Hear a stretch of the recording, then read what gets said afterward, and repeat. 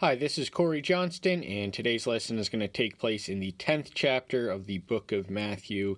In the ninth chapter, we witnessed three things. We broke this chapter into three lessons. First 13 verses, this is the calling of Matthew, a publican of all people, the reviled of the most reviled profession in ancient Judea. He uplifted him, and he dropped his tax collector's pen and the table he was at and came and followed him, and he invites him over and entertains him in his house with people of ill repute, notorious reputations, and Pharisees are there, and they question what if this man was a prophet, he would know the type of characters that he was associating and mingling with. So from the Pharisaical mindset, it would have been unthinkable to associate with sinners, but he answers their question. Those who are strong have no need of physician, but those who are well. He came to offer salvations to sinners, the least, the lost, the lowly, and the last. And that's just the physician service are only efficacious for those who know their need, know their sin, and know their need for redemption, and know that they cannot satisfy it. And then he chides them with a citation of Hosea 6:6. Think on this. And then he compares the radical new message that he came to bring and then an analogy of old wineskins and new wine. So old wineskins are not physically capable. They would have corroded and corrupted, and they would have been unable to physically contain the new wines once they had, run their route or whatever. And so the systems of Judaism were obsolete. They could not contain the message and the salvation that he came to offer. And then the 27th, then he also heals a man's daughter who is identified as Jairus in the other accounts. So this is where he lifts someone from the dead. And then the 27th verse through the 37th verse is the one we most recently lessoned. We're going to review that. There's two blind men on the road following him, and they are aware of his messianic identity, as evidenced by how they approach him with the title, Son of David, have mercy on us. And he notices and he says to them, do you believe that I am able to do this? So he knows that they want to be restored to sight, or perhaps they never had it. They may have been blind from birth. We don't know that. But in any case, they were blind now. And their aching desire was to see. This was not an unrighteous request. But he wants to know, he tests their faith. Do you believe that I am able to do this? And they answer in the affirmative, yes, Master. And faith is the key which unlocks and unleashes the power and the potential of miracles. So our faith is as limited as we make it. Then he touched their eyes, saying, according to your faith, let it be to you, according to your faith. So if you wish it and you want it and you see it, then your visions can become manifest. If you are faithful enough, we can move mountains, literal mountains, and we don't interpret that too literally. We interpret that more in the figurative lens of overcoming hurdles and obstacles, but that's neither here nor there. And their eyes were open, and he tells them, not to tell anyone, but they can't help it. This is a common theme. Often he restricts the people he healed to contain their witness, but oftentimes they can't help it, and they go and spread no matter what. And And when the demon was cast, then he encounters not long after immediately a demon-possessed man, and exorcism is one of his ministries. And when the demon was cast out, the dumb one spoke, and the crowds marveled, saying, it was never seen like this in Israel. The crowd is aware that this is the likes of a man that they haven't seen in some centuries, nor indeed ever had. Instantly, he says the word, and his touch and his word can cast out the demons, can cast out the illness, can cast out the sickness. There's no enemy or obstacle that he cannot overcome. And of course, they hadn't seen anything like this. This man was unprecedented and unduplicated as a human being. But the Pharisees said he cast out demons by the rulers of the demons. Rulers of the demons, alternately known as Beelzebub. This is the satanic suggestion of the Lord of the temples, the Lord or the master of the house or the temple, and it just shows Satan's dominance over his demonic minions. And so they say that he's in league with Satan. They see it, they know it was the finger of God, but they didn't believe it. The reason they did not want to believe in him is because they did not want to believe in him, and they just had to come up with something. We see that you're more powerful demons, but we're insistent that you are not of God, we are of God, hence you must be of Satan, hence you must cast out these demons by his power, you are in league with him. It's just this is the type of ridiculous slander and innuendo that the Savior had to put up with while he was liberating people from prisons and demons and slavery. And Yahshua went about all the cities and villages, teaching in their synagogues and proclaiming the good news of the kingdom, and healing every disease and every bodily weakness among them. The same thing he does now. The 8th and 9th chapter are chapters of miracles, and the same miracles he is able to do. He authorizes and delegates his apostles the same authority that he has to them. That's going to bleed in. And, he noticed that they're a sheep without a shepherd. Israel was apostate. They had a laxity of leadership. And then he came to fill the vacancy, to do the things that no one else could do.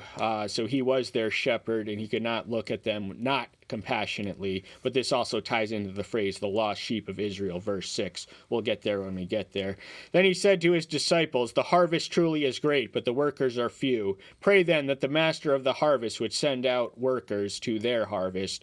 Their prayer needs to be our prayers. The demand of ministry always invariably exceeds the supply, so there is never enough of us to do the work that needs to be done. We have to be on our knees all throughout the day, praying to send assistance, disciples we can collaborate with and truly transform this world. But there is power in numbers, and there is strength in numbers. So the world would be a better place if there were more Christians. So we need to pray for more of us, and not just Christians, nominal, professing. We want possessing Christians, those who have the power and the presence of the Messiah in them. 10th chapter, first verse. The 10th chapter is the calling and the commissioning. No, the calling is earlier of the 12. That's in the earlier chapter, but this is the commissioning of them. This is when he delegates them apart. He gives them parting instructions. They're going to do things without him. His power will be their own. He gives it to them, and he gives them this message to launch them. So the 10th through the 11th chapter is almost always underlined in red, and this is the second of the 5 great speeches recording in Matthew, the first of which is the Sermon of the Mount, chapters 5 through 7. And having called his 12 disciples near, he gave them authority over unclean spirits to cast them out and to heal every disease and every bodily weaknesses. A disciple is one who lives with and learns from a master. He had disciples. The Pharisees had disciples. John the Baptist had disciples. But these disciples were the select. These were more than ordinary disciples. These are the 12. These are eventually known as the apostles by the book of Acts, although it is referenced here. They are referenced as such. These were distinct from ordinary disciples. These were the 12. These are the ones who ministered in mutual proximity. They lived with him. They learned from him. They witnessed every miracle. They saw every sermon. Some of them were, of course, privy to events such as the Transfiguration, which is only witnessed by 3. Garden of Gethsemane, only witnessed by 3. But the 12 were in tandem, a team. And he gave them the same authority that we just witnessed. He just said the word, and the demon was cast out. They're going to have that power, and over every disease. So that means no matter what, and we could sure use some of this with the coronavirus, which is escalating at the filming of this. Every disease and every bodily weakness, whether you're paralyzed, handicapped, infirm, or anything else, they're going to be able to lift you up, because this is something we witness him doing as a matter of course in the 8th through 9th chapters. And these are the names of the 12 apostles. First, Simon, who is called Peter, and Andrew his brother, James the son of Zebedee, and John his brother. Simon was his birth name. That was his Jewish name, but one of the names he earned, which was given to him on account of his apostleship by the master himself, was Peter, and that translates as a rock, and he is the rock and the foundation. He is the most loyal lieutenant, the preeminent one, and he's introduced in front of Andrew, even though Andrew was his elder brother. They were both fishermen on the Sea of Galilee who dropped their nets, just like Matthew had dropped his coin collection jar, and became fishers of men. And Andrew was his brother, his elder brother. He is prominent early, but he sort of fades. The top 3 disciples who gravitate into the entourage are the 2 sons of Zebedee, James, the first martyred one in Acts 12, and John, the author of the beloved disciple, the apostle of love and the author of 5 works in the New Testament.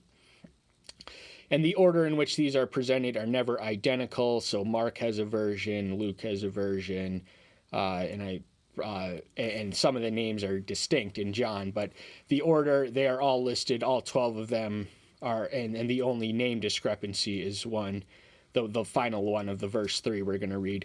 Philip and Bartholomew, Thomas and Matthew the tax collector, Jacob of Heleph, and Levi, whose name was Zacchaeus. So there we have Philip and Bartholomew. Philip was a Greek name. He was instrumental in bringing the Greek converts, the God-fearing Greeks who were uncircumcised but were in Jerusalem to worship in the final week of his life. He was instrumental in bringing curious Greeks to their question, and he's more prominent in the book of John. Bartholomew is a Jewish name, and there is also a blind Bartholomew, or blind Bartimaeus, rather.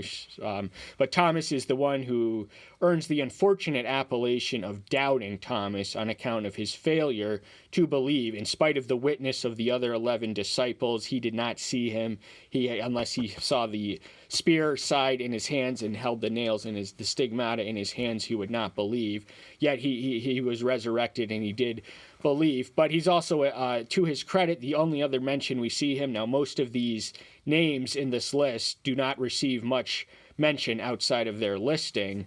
But there is one we want to draw attention to.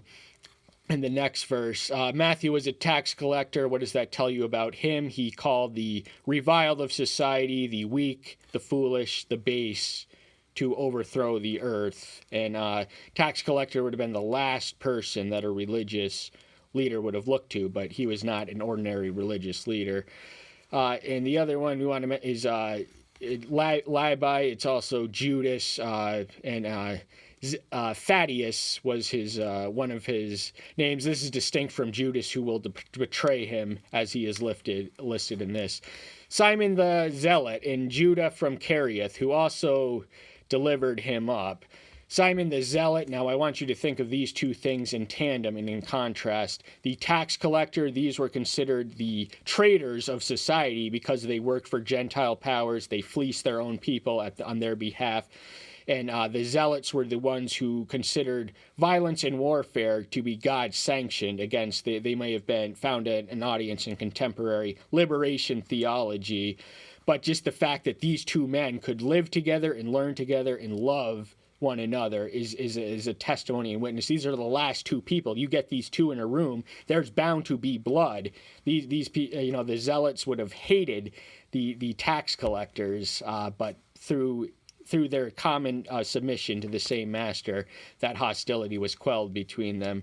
Judas from Iscariot, distinct from the one identified as Thaddeus, he is also identified as the one who delivered him up. Matthew is writing posthumously to his life, so this is with the gift of hindsight. So for a while, Judas was one of the 12. He carried the bag. He saw every sermon. He witnessed every miracle. He heard the word from the Word in the flesh, and yet he still forsook him and betrayed him and violated his sacred trust. So Judas exists and survives as a warning to those who would violate sacred trust. Joshua sent these 12 out, having commanded them, saying, "Do not go into the way of the Gentiles. Do not enter into the city of the Samaritans." He broke down the wall and the curtain separating the Jews from the Gentiles in the temple. Ephesians 2:14, but the time was not yet for the Gentiles. That was his ultimate goal and destination, but a few things had to be ready. And the Samaritans, they are the second. In Acts 1:8, he delivers the Great Commission, as Luke records it. It is go into Jerusalem and Judea, then Samaria, then to the ends of the earth. So the Samaritans, they were not yet ready, but the wall would be broken down in John's account, where the Messiah himself visits and converts a sinful woman, a sinner at the water well, who is an effective evangelist, and from her witness, entire groups of people come to believe. But Samaritans don't receive any mention other than this context in Matthew and Mark, but in Luke, the deacon Philip is the one responsible for evangelizing them and converting them. And as you go, but rather go to the lost sheep of the house of Israel. Israel had to come first because salvation is from the Jews, John 22, and Israel was apostate. They were a sheep without shepherd, and the Messiah was a Jew, so as such he would have ministered almost exclusively to the Jews. Even in the Matthew and Mark, we find him in Gentile territory, healing a Syrophoenician. Matthew calls her a Canaanite, and there are other examples. But his ministry was square, centered, and limited within the parameters of the Promised Land, within the parameters of the no longer free, independent nation of the covenant people. So the covenant was still there, but he came to give the new covenant. And as you go, proclaim, saying, the kingdom of the heavens has drawn near. This was their message, the kingdom. The king was on the earth, and where the king goes, there goes the kingdom. So the kingdom is literally around the corner. He is imminent. He is already here, and he is present in our hearts. But our message that he has died for us sinners and risen from the grave, and we can do the same thing through faith in him. So their message was pressing and relevant and pertinent to their immediate audience, the ones who were privileged to be born at a time when the Son of Elohim walked the earth and as men. But the kingdom is also central. We have to, if we are praying thy kingdom come and not doing everything we can, expending every effort to advance it in person, then we are guilty of the grossest hypocrisy. So the kingdom has to be central to our concept, not necessarily our message, but certainly central to our prayers. Forget what I said about message. Kingdom is not obsolete. Heal the sick, cleanse the lepers, raise the dead, cast out demons. You have received without paying, give without being paid. So there's a list of things that they are to do. They are to heal the sick. This is something they witnessed him doing. There was every sickness, no infirmity that his healing hand could not touch. Cleanse the lepers. He on one occasion, he heals 10 lepers, and the one who returns to thank him is a Samaritan in Luke 17th chapter. But they just saw him raise the girl from the dead in the 9th chapter, identified as Jairus' daughter in the other accounts. And cast out the demons, the exorcisms, the power thereof would have been something they had recently witnessed. And, they were not to take purse or coin or accept payment or anything like that. They were non-professional ministers, so they had the Spartan spiritual standards that they had to adhere to. They were relying on the charity and hospitality of hospital house owners. Do not acquire gold or silver or copper for your money belts, or a bag for the journey, or 2 undergarments, or sandals, or staffs, for the worker is worthy of his food. This is a serious leap of faith to go out without any possibility of payment, and to have no money on you, and to have not only the shirt on your back and the pants that you wear and everything else, and just to earn your keep by going out there and doing doing what needs to be done. You are worthy of your food. Yahweh will provide. Don't worry about your own provision. You will be provided for on the route. This is a leap of faith, one that we are not called to duplicate, thankfully. And into whatever city or village you enter, ask who is worthy in it, and stay there until you leave. They're going to gravitate instinctively and around the gospel lovers, the ones who receive the message with joy, and the ones who will open their homes and their hearts to the ones who spreads the sweet message of salvation, the message that saves. They are going to provide, they're going to give you your home. You're going to live by Christian love, voluntary love. And as you enter into a house, greet it. And if the house is worthy, let your peace come upon it. But if it is not worthy, let your peace return to you. In them and through him are the power of blessings and cursings. These blessings and cursings have implicitly eternal connotations. If they to renounce their peace, the gospel is a message of peace. So to renounce that is to stop preaching and stop proclaiming it in their midst, and just to abandon them to their own consequences of their reprobate ways. But they have to have the discernment and the judgment to know the worthiness of the house, the worthiness of the messenger, Matthew 7:6, cast not your pearls before dogs and swine, cast not your pigs, give not what is sacred to dogs, cast not your pearls before pigs or swine. And whoever does not receive you, nor hear your words, when you leave that house or city, shake off the dust from your feet. The practice of shaking dust off the feet would have been alive and embedded in Jewish culture. That is how they signalized their contempt for the Gentiles. They would shake their dust off their feet at them when they exited their towns and when a Gentile came into the same room. This is just something they did, but their judgment is already secured, so they don't need to do anything except shake the dust off your feet, and then their justice will be final and it'll be total and it'll be irrevocable. And this is the just consequences of those who refuse to accept the message which they came to proclaim. Truly I say to you, it shall be more bearable for the land of Sodom and Gomorrah in the day of judgment than for that city. Sodom and Gomorrah survive as the standard case of Old Testament fire and brimstone destruction. They were annihilated, these two epicenters of iniquity, where Lot dwelled, and Lot escaped, and his wife looked back and was turned into his pillar of salt. But the denizens of those ancient centers of iniquity who were going about minding their business, marrying, getting married, all the rest, and then the sudden judgment came. They're going about their sinful lives. They are going to be in an enviable position for those who reject the message. And of course, in Sodom and Gomorrah, there were not 10 innocent left. Had there been, then he wouldn't have destroyed them and annihilated them, but they had become a blight of sin in his presence and on his earth. So they had to get rid of them. But the consequences for rejecting, the Sodomites did not have the message of salvation. They were just wayward deliberately. See, I send you out as sheep in the midst of wolves. Therefore be wise as serpents and innocent as doves. 4 animals we read of: sheep, that is what we are to be. We're to be docile. We're to know the call of the sheep and recognize the sheep who calls us.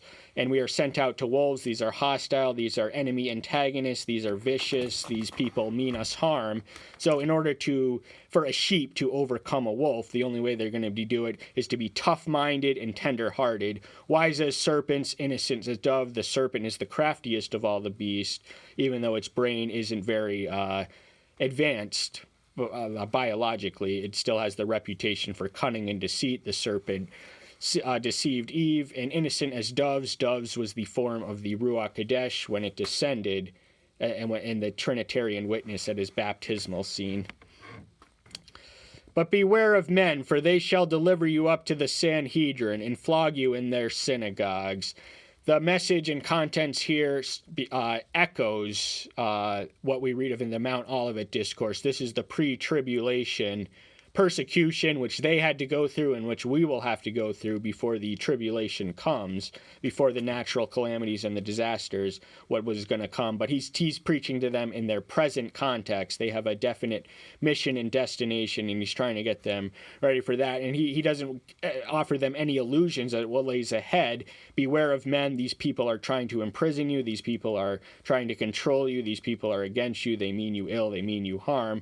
And they're going to turn you over to the Sanhedrin, the authorized body of Judaic legal enforcements, and you're gonna in the synagogues. The synagogues also function as holding cells, much as police stations do. Before jail is distinct from prison, and that prison is the facility, but the jail cell is in the police, and it was in the synagogue in the ancient Jewry. And you shall be brought before governors and kings for my sake, as a witness to them and to the Gentiles. So the reason that they are going through the persecution they are going through is to be brought before the kings, the rulers, the ones with the top of the pecking order, the ones who have the most control, the most influence. And we witnessed this, for example, when Saul, he was witnessing to King Festus, or Festus and King Agrippa, but governors and kings, so that we may not come across such a witness and opportunity. But if we do have the promise, and the Gentiles. So here, remember in verse 6 he said, or verse 5 he says, go not into the territory of the Gentiles. But when the persecution comes, the pre-tribulation persecution, you're going to have the opportunity to witness in the midst of your persecution to these people. But when they deliver you up, do not worry about how or what you should speak, for it shall be given to you in that hour what you shall speak. This is not the ordinary operation of our approach to ministry. We are to think about the things we say before we say them as a general rule and practice, not only in ministry, but also in conversation. But if we find ourselves in these shoes, then we have the assurance and the promise that take no premeditated thought, the words will be supplied for us, and they will be an effective and worthy witness in the presence of pressure and in the presence of persecution. We are not to be trusted with our own words in such a situation, but we have the comforting assurance that his mind will be our mind. The thoughts of his mind will be on the tip of his tongue, and he will get it. We may not survive with our lives, we may not leave with our freedom, but we will have given an effective and worthy testimony and witness. For it is not you who speaks, but the Spirit of your Father speaking in you. Now, what's interesting here is in the coming of the Ruach Kadesh had not come. It would not come until 50 days after he died and rose from the grave, or died actually, rather. But the Spirit who came at Pentecost, the Spirit of your Father. Now the emergence of the doctrine of the Ruach Kadesh as a distinct divine entity would not emerge until the New Testament. It is from the writings beginning with John in Acts, and then just everywhere else we read of the Spirit. So he functions as the divine protagonist from Acts to Revelation, whereas Yahshua is the divine protagonist in the four Gospels. But the Ruach of the Father, the ancient Jews would have thought of the Ruach of the Father as an extension of him. They held to a more rigid, militantly monotheistic conception. But the Spirit of the Father, now the Spirit of the Father is consistent with the nature and character and the person of the Ruach Kadesh. But it's just interesting here that he says the Spirit will be sent from my Father and will be his Spirit in your words. So there is no strict speaking separation between these two entities. And then he really lays it on the line. And brother shall deliver up brother to death, and a father his child, and children shall rise up against parents, and shall put them to death.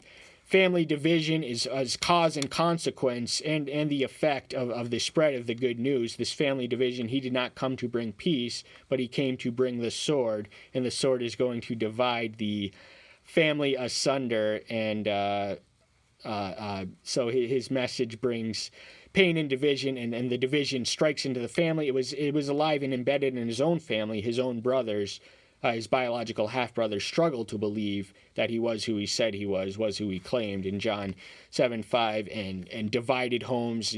Christian families are the best functioning of the small sovereign unit to protect, to serve as the barrier for the corruption which seeks to dominate. But if you're a Christian and you're the only one in your family, it's going to get violent at this day. And you shall be hated by all for my name's sake, but he who shall have endured to the end shall be saved. They're going to be hated. Now, the hatred and hostility is not a sign that we have done anything wrong, but that we are doing everything right.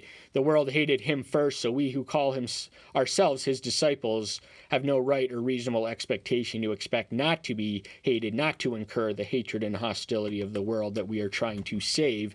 And this is just makes it all the more good a deed what we are doing. But endurance is absolutely essential to salvation, and it's absolutely necessary to overcome trial and tribulation and persecution. So we have to prepare for this as if it could come in our own lifetimes. I know right now persecution is generally benign in 21st century America, but it's going to get a lot worse, and we got to prepare for these things.